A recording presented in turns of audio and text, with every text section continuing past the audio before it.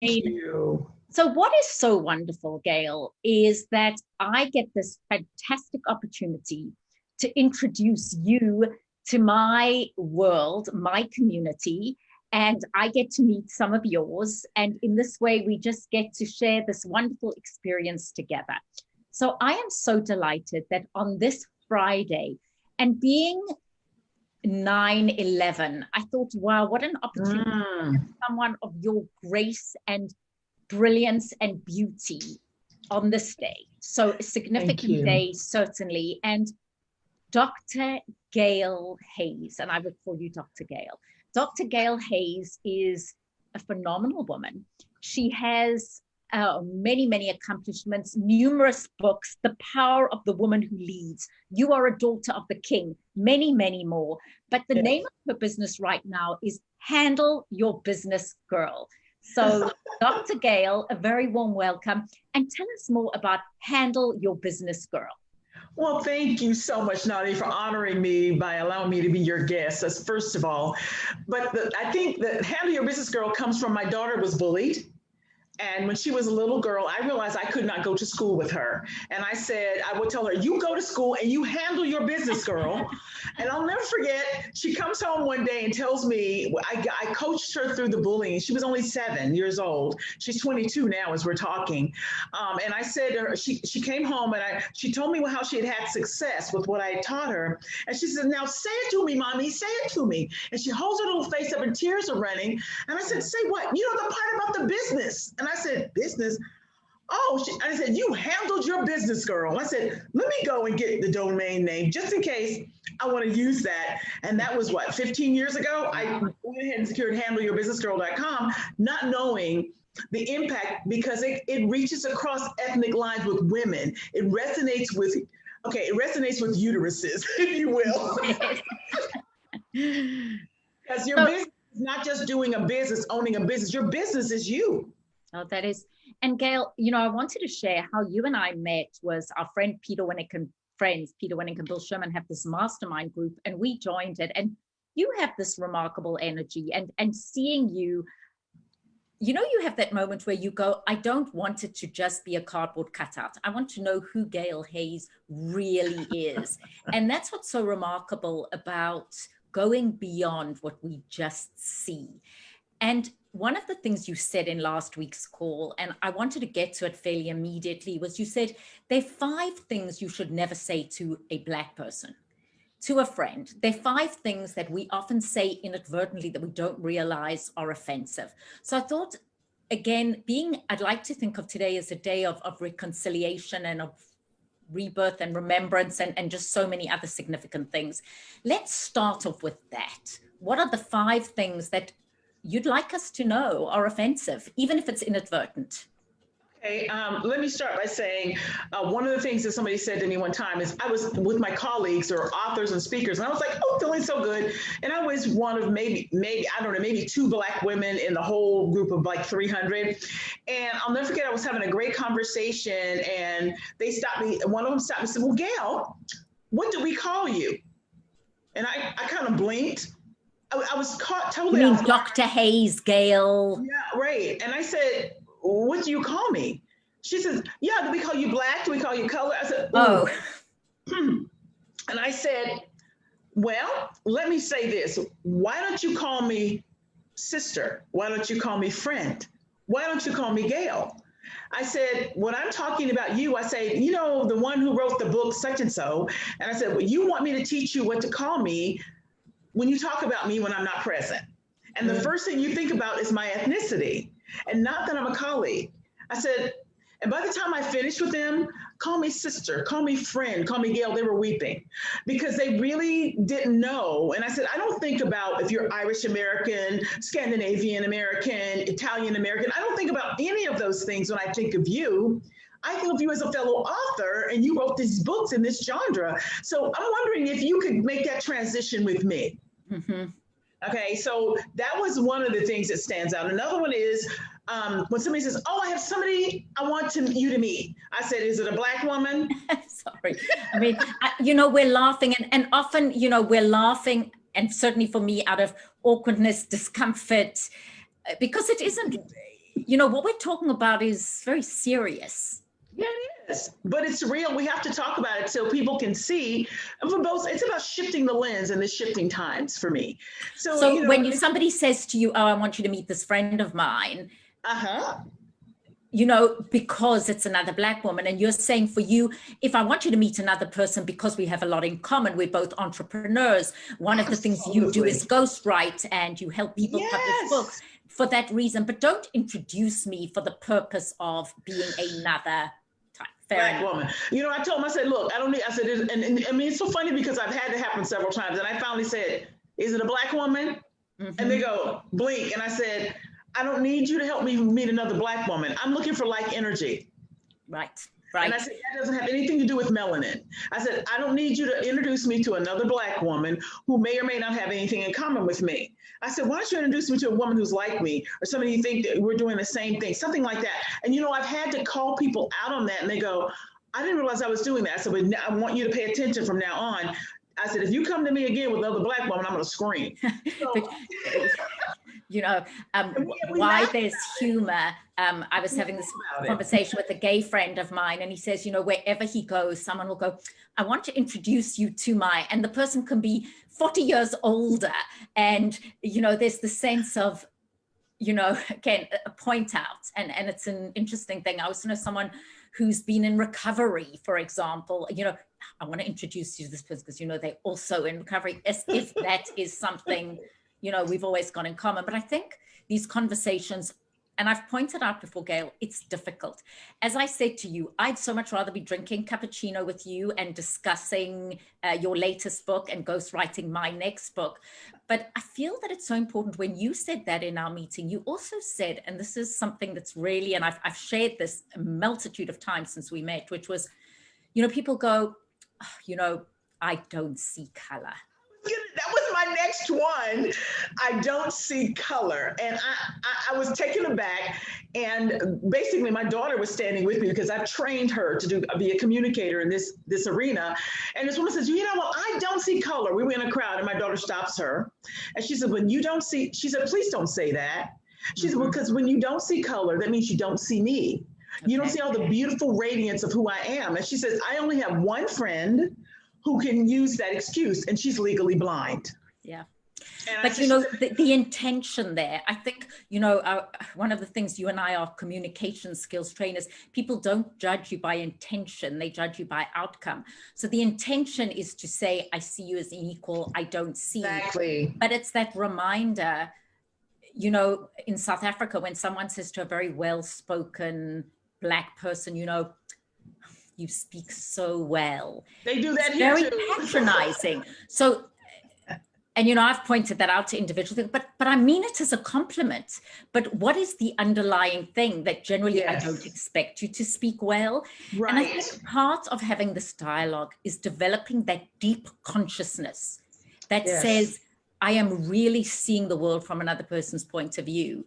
So to say to someone, I don't see color. So what would you rather have someone say? Because what they're really saying to you is, you are my friend, and I see you as my friend or as my colleague. I don't see you as a color. But when you actually say the phrase, I don't see color, or I hear it often, people say, isn't it wonderful, the millennial generation, they don't see color. What do they mean and what should they say?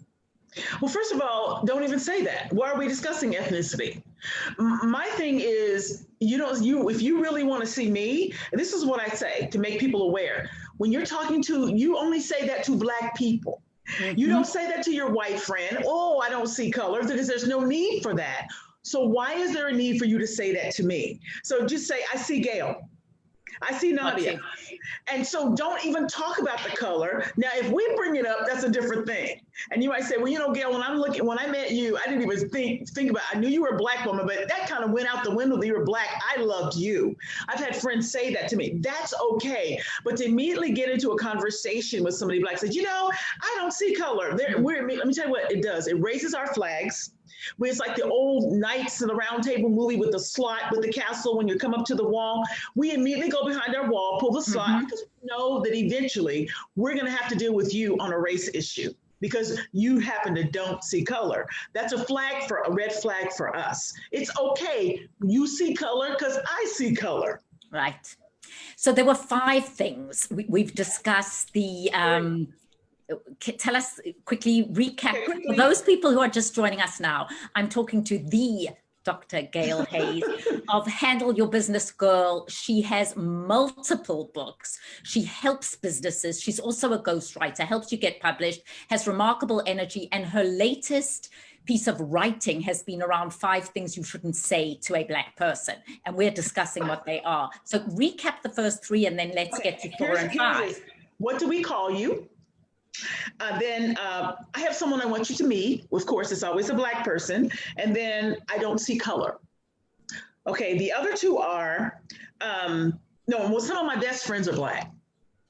And what does that mean to me? And I'm kind of like taken aback. I said, well, that's nice. And they want to discuss it. Oh, I'm used to being around Black people. And I'm thinking, okay, that's time out. Let's talk about something else.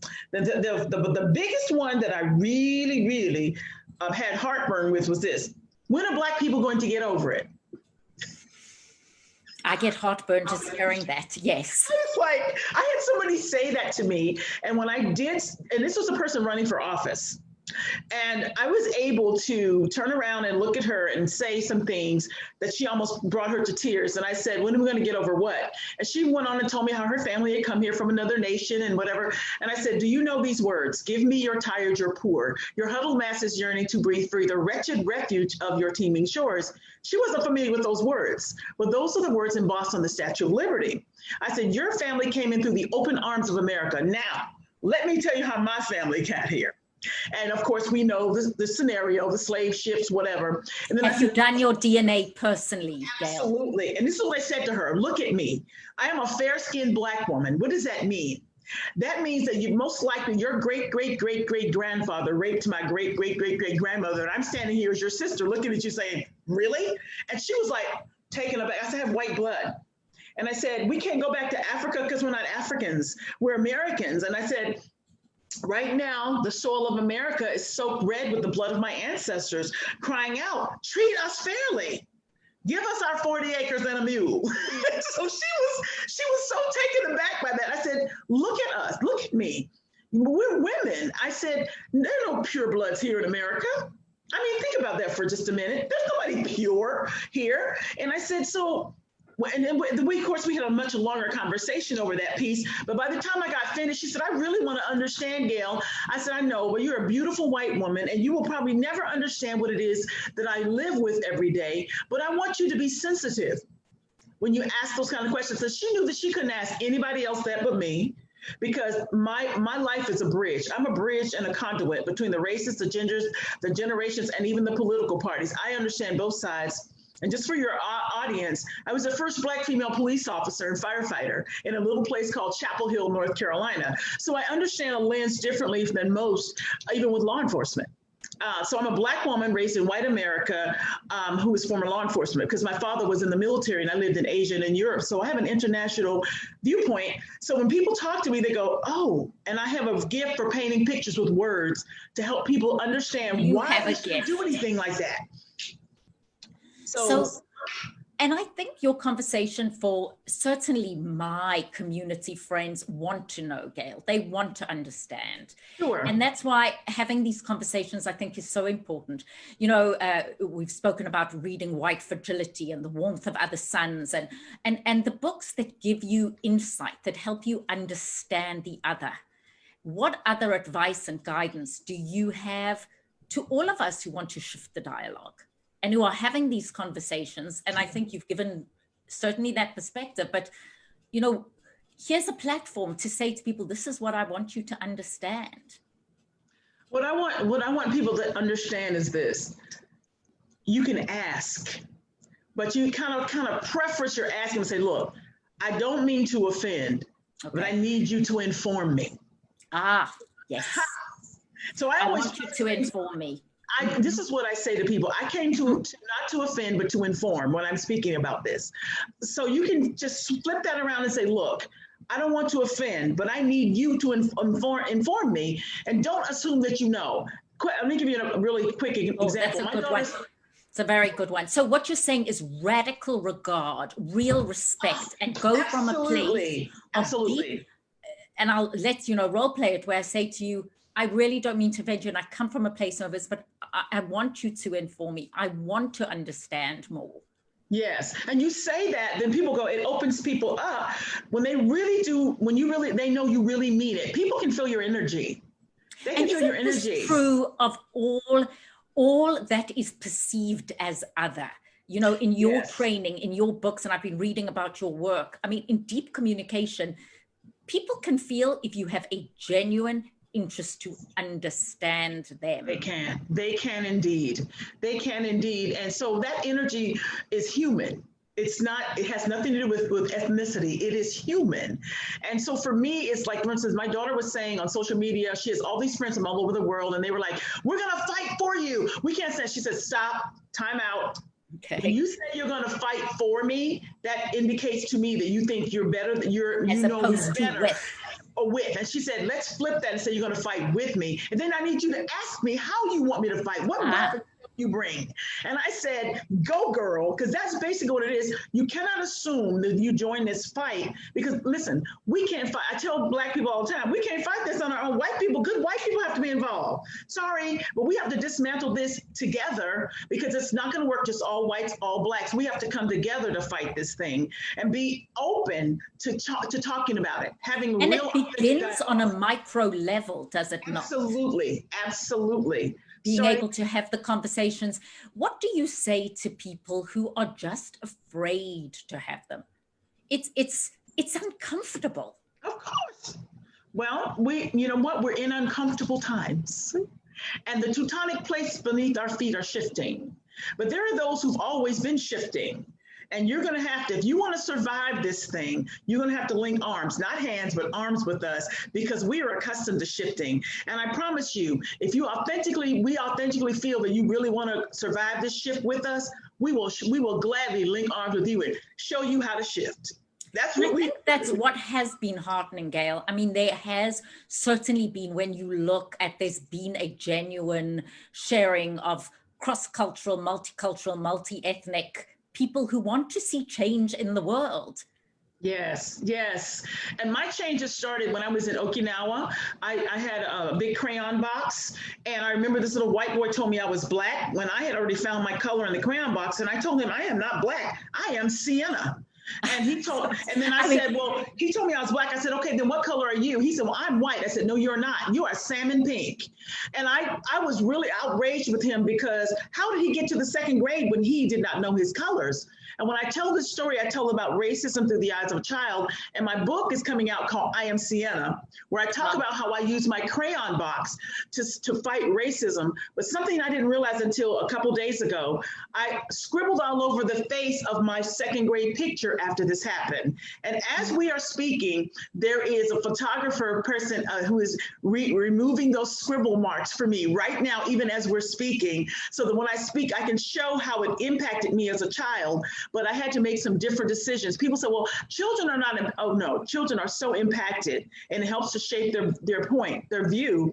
But for me, because I got a new start everywhere I moved, because my father was in the military, I got a new fresh start. So I was able to flip this and leverage this experience to help me be able to sit here on a stage like this with you, to talk about this and not get offended when people talk to me and say, I really have a heart to help, to bring understanding. And you can walk across the bridge of my life. And I tell people I'm a bridge, but you know what? I can also become a toll bridge and get paid. And they laugh at me. Well, that is what's so fascinating, is you've created a business helping people to handle their business through discovering and embracing identity and living your life with power. Yes. So whoever is watching our beautiful conversation at this time, wherever you are in the world on a Friday, what do you mean, and what steps in your courses, in your programs, in your keynotes? Because at the end of the day, owning your space, liking and accepting self is the first step towards anything. And compassion begins with compassion to self, and then deep compassion for others. Absolutely. So how do we discover and embrace our identity? And then I really want to go through the books, because you have a multitude of books, and just what we can learn from each one. Okay, well, to me, identity is so critical. That's why there are a lot of people, there's these things, purpose and destiny. People are always talking about purpose and destiny. but they always try to do it without identity. And you need to find out who you are. What are your gifts? What do you like doing? And oftentimes discovering your tribe, and your tribe doesn't always look like you. Right. That's the really end game for me, is that my tribe is not all Black women. They're not, a lot of my tribe are white men. I get along really well with them. And I noticed, Gail. You have a way. And I really do. And I said, they get me. And I said, as long as they allow me to my space, and I honor them as king, but they got to know I'm queen. So. Oh, so when you say king, because you have written about you are the daughter of the king, I thought you meant of the Lord. God, that was, but I have a book called The Conduct of Kings, 12 ruling principles to help you reign in your domain with power, because men usually abuse power.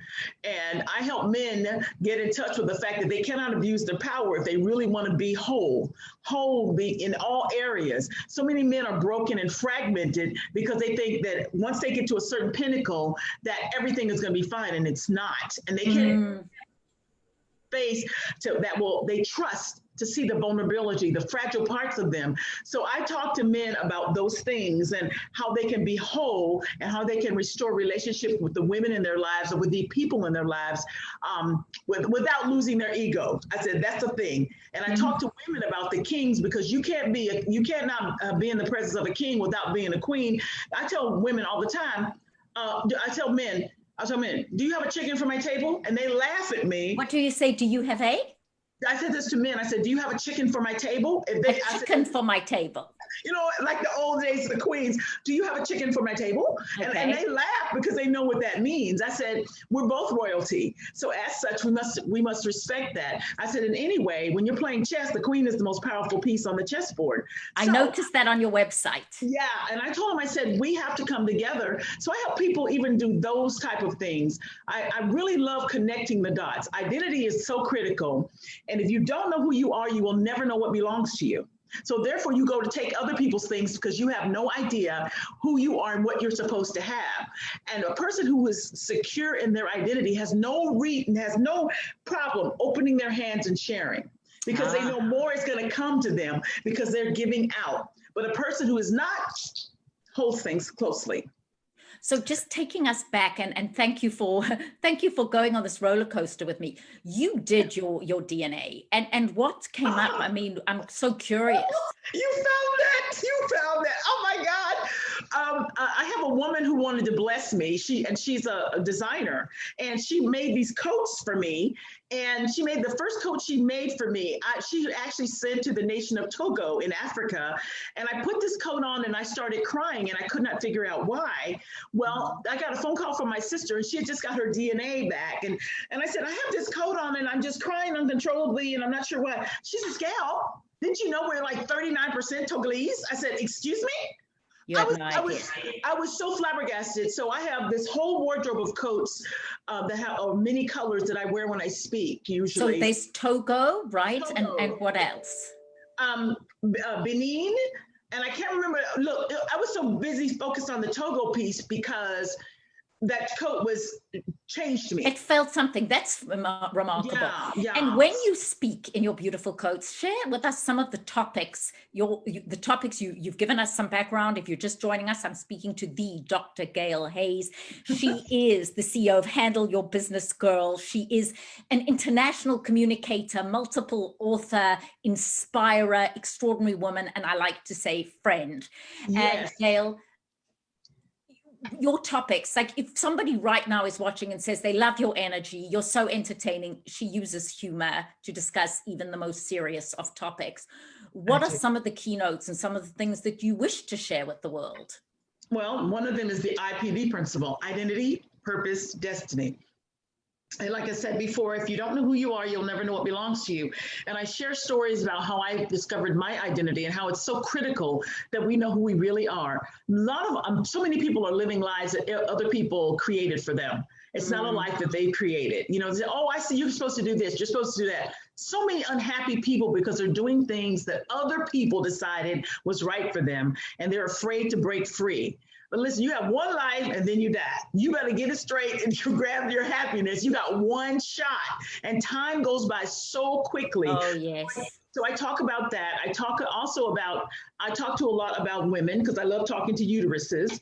I talk to them about communicating with men and how we misunderstand men. So, oh my God, we make so many tragic mistakes with men, and we want to go to men, and they're like bullets. Give them bullets and give. I mean, really, I said, if you want to do that, talk to your girlfriends. Oftentimes we expect men, I tell women, I said, do you want a man or a woman? I said, that's your choice. So you tell women to flex and adapt. So there are some funny things you say in your communication of the genders. I said, you give them too much information sometimes. They don't need all that. I said, give them the basics, the main part of the meat that you need from them. And it's okay for you to ask for what you want. So many times we're not direct with men, and they have to figure out what we want. That's too much work for them. Tell them, if you want a green door, tell them I want a green door with the gold notches on it. Don't say I want this door, I think I want to be green. No, give him what you want. It's okay. That's where women have problems. It's okay for us to ask for what we want. And at what point in your life did you come to that realization? Because that's something, I mean, I still struggle with the ask or the ask part. A friend of mine actually, do we tone your ask? But, it's hard. Asking is difficult. And I do find that women struggle with that more than men. Well, we don't really have to ask. We can just tell. We can tell, but what happens a lot of times with women is I hate to use the word manipulate. We go around and then we do. No, men, I used to get along really well with my father because he's a straight shooter, and I learned how to do straight shooting with him. Mm-hmm. And my mother would say, get Gail to ask him, get Gail to do it. And I had 4 sisters, and they were all afraid to come before my father. And I would come before my father with a petition, and he would cuss. I mean, oh my God. And I said, okay, when you're finished cussing, can we get to the point? And he'd look at me like, I can't believe it. How old were you, Gail? I was a teenager, young, right. really young. But you also bring up something very important, is the role we play in the family. What gets us attention? I know, with my father being sweet and kind, and that was what got me attention. So being a pleaser has been my pattern. So for you, other things got you recognized. I was a pleaser. My father wanted me to be ultra feminine, but because he didn't have a son at the time, I was the firstborn and born on his birthday. I would just sit next to him and bother him and say, well, what is that? Tell me what's going on. He'd look at me, and you're going to keep interrupting me. I said, yes, until you give me what I want. And I'd make a joke of it. And it got to the point where I learned this communication with him, but he made sure I got in the kitchen, knew how to keep house and all that stuff. He was very traditional. But that was a part of me that was very much like him. I was direct, and that's how I ended up in law enforcement, because I got in there and I cried every day, and those guys would make me cry. And then I finally realized they were betting on who could make me cry the fastest. And I learned how to collect the pot, because I said, I'll cry for them, but you got to pay me. Oh, it was so funny because I learned how to deal in the world of men, and it was just amazing to me. And even to this day, some of them have saluted me because of how I changed how they saw the world as white law enforcement officers. And we could make that the entire rest of the topic of our conversation, but we won't. Gail, I'm also interested, you obviously grew up in a family that said, you're a girl, you can do anything. Not really. I just did stuff. That's all. You just did. Because, it's so interesting when we look at our adult, mature selves and say, what got us to be, what got Dr. Gail Hayes McLean to be what she is today? And it's a culmination of so many factors. And what you're doing now is you're helping other people, other women, other men, understand what their limitations are and how to live a more courageous life, right? Right. I want people to walk across the mosaic of my life, and then they can pick up pieces that will help them, because I'm a healer. I'm a helper. You are. And I believe that all of us want to be whole. All of us want to be whole. Nobody really is intentionally mean or they do that out of their own pain. They come from a place of pain. And so I have the gift of what they call influence. I fluently see into people. Mm-hmm. kind of I don't know if you've ever heard the quote, there is no greater impediment to getting on well with other people than being ill at ease with yourself. Absolutely. And it's the hurt people, and the damaged people, damage people. Yes. So you're working with groups, you're working with individuals. And the other thing you do is you help people get published. You write their books. So that's a whole other part of your business, right? Yes, it is. So if anybody's watching and goes, now, do you have a specific topic? Do you work specifically with women? Right now I'm working on a memoir from a gentleman who was a contractor in Afghanistan. He was a Black Highway Patrol officer in the Marines, and he had to go through PTSD. So I'm helping him with his memoir. And really, I see great healing because he had a hatred for his father. His father's been dead for years, but this man weeps now because I've been able to give him insight into his father's life. And he's like, this is the best thing. Then I have another client who's writing a children's book. So it's like book therapy. It's cathartic. Yes, that's what I do. I help people get whole so they can stand on the platform and speak about their books. Because once you write a book, you've got to be able to deliver that message in an authentic way. And if you can't do that, there's no need for me. I will not take you as a client if I can't help you stand in that platform in the spotlight to sing your song on your own mountaintop in your own key. And then, you are the daughter of the king, the conduct of kings. Let's look at 1 Minute Success for a moment and talk about that book. 1 Minute Success Secrets is a book that I got off of Facebook, a contract from Facebook. I do original quotes. Almost everybody knows me. I'm a quotologist. And some people have actually called me the next Maya Angelou, but I'm the first Gail Hayes. I am a quotologist and somebody who's quotologist. And I do quotes, original quotes, like, if you don't know who you are, you'll never know what belongs to you. Okay, let's go slowly on this. You're saying them quickly, but I had a fantastic conversation earlier with one of the other people in our group, Dan Jamal, and we were talking about the quotes and the moments and the books in our lives that have helped us. And he was talking about a couple of Tony Robbins quotes, and I was talking about a couple of Maya Angelou quotes. So tell us, Angelou quotes, tell us this quote, because somebody who is watching us right now, this may shift. So say it slowly. Oh, I'm sorry. Yes, I should. It says, I said, if you don't know who you are, you will never know what belongs to you. And I had to find out who I was to figure out what belonged to me, because I was getting offers to do so many things.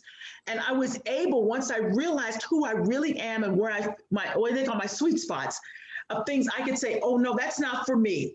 I'll know somebody else, and I can refer that to somebody else, because so many times we try to collect things, but now I know exactly what belongs to me. The universe illuminates those things with Gail's name on them, and I get those things and those things only. I don't try to gather up everything else, but I will say to someone else, I saw something. I don't know if your name is on it, but it doesn't belong to me, but it's over there. That when you know who you are, you can do that. You can release things that really are not for you, because they're going to waste your time and tie you up with trying to care for things that don't belong to you. I love that one. Okay, another Gailism, another Dr. Gailism. Let me see. Oh God, I have so many. Okay, but we need to get the book, 1 Minute Success Secrets. You can get another one on Amazon. Yeah, one of them is you can't drive forward looking in the rearview mirror. You only need a rearview mirror to change lanes. And that is one of the isn't that difficult? I mean, how many of us are not living thinking there was something we could have done differently? Always. We always, and when you look back, you miss the exits to destiny. You miss an exit. So just keep looking forward, because guess what? If you keep moving, it's going to show up again. And the reality of that is it is a universal truth, but the way you've said it is powerful. And I think that's what we all need to look out for, is if we are, and I've learned so much just in this 40 minutes we've had, which is, just being whole and reminding ourselves of these things is so critical, because especially COVID-19 and dealing with challenges that are so unprecedented. How did COVID change your life? Actually, COVID, because I'm a writer, it actually accelerated my business.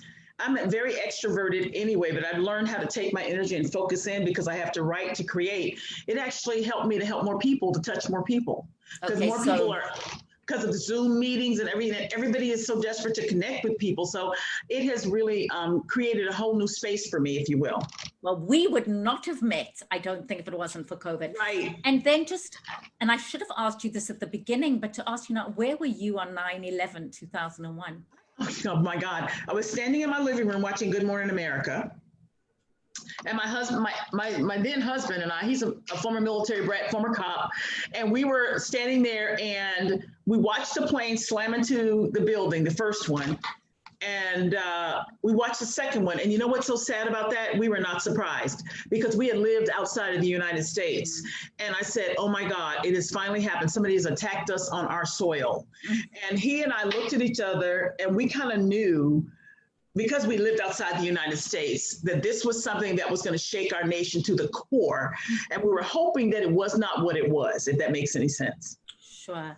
I mean, it's amazing how you remember. So you just said something earlier is about, you live this life and 19 years has gone by in a flash. And I follow somebody, his name is Satguru. He wrote a book called Inner Engineering. And he says at least 10 times a day, you say to yourself, this is impermanent. This is impermanent. Yes. And when you think how quickly 19 years has gone and the things we take so seriously and the opportunities that we don't take to connect, it's just good reminders. And Gail, that's what I hope to do, is just remind us all that we're all traveling this time capsule together. Right, right. And we do have a choice over the wonderful people we connect with, our attitudes, our anger, and all of those things that you've just reinforced so beautifully today. Thank you. So Thank just you. a final word, both on this 9/11, this period of COVID, if people want to reach you, it is handleyourbusinessgirl.com, correct? That's right. And Handle Your Business Girl, I recommend you go onto Gail's site anyway, just to see what she's doing. Huffington Post has published her work. So you are a prolific writer, speaker, inspirer of others, healer. And I will let you have last thoughts. And I'm going to ask Alexa, I thought it would be lovely if Alexa plays Aretha Franklin, Respect, just because it feels so pertinent. Alexa, play Aretha Franklin, Respect, loud. So as you think about, I thought it'd be a good place to end us. Okay. So your last thoughts. My last thought is, remember this: whatever you send out into the universe will do one of two things. It'll either touch your heart or hit you in the chest like a sledgehammer. Remember, the essence of what you send out is going to hit you and your home and your space. So check yourself and give out what you want to come back to you. You're just that powerful, and you are the change maker. Remember that. It's your choice. Dr. Gail Hayes, Handle Your Business Girl, respect for self and deep respect for others. Yes, yes. Thank you so much for having me as your guest. I'm so honored today. Alexa, play Respect, Aretha Franklin. I just got this. I'm learning. What you want? Oh, yes, carry on, please. No. Yes, the last word. Nobody can touch Aretha on that, so I'm leaving it alone. Aretha. Alexa, please play Aretha Franklin, RESPECT. Now, people love this when we're live and it's not perfect. And I love it too, absolutely. because that's the joy of handling the imperfections in life. Dr. Gail Hayes, Handle Your Business Girl. Thank you. It has been a pleasure. I could speak to you for many, many, many more hours. So more to come. Thank you so much, Nadia. This has been so wonderful. I look Thank you for forward to honoring seeing me. you. And when the book comes out, having you. I will make sure that you get a copy of I Am Sienna, my children's book, because it's going to be about my life and my first experience with racism. So I'm really excited about it. And hopefully Crayola Crayons has reached out to me, but we keep playing phone tag because it's about me and my crayon box. So. Oh my gosh, not only so creative. Thank you again. So appreciate it. And just look forward to many more wonderful conversations. It is handleyourbusinessgirl.com. And now I think she'll listen to us. Alexa, please play Aretha Franklin, RESPECT, Respect. Oh, well, thank you very much. I tried. Yes, you did. That's okay. Respect. Bye-bye.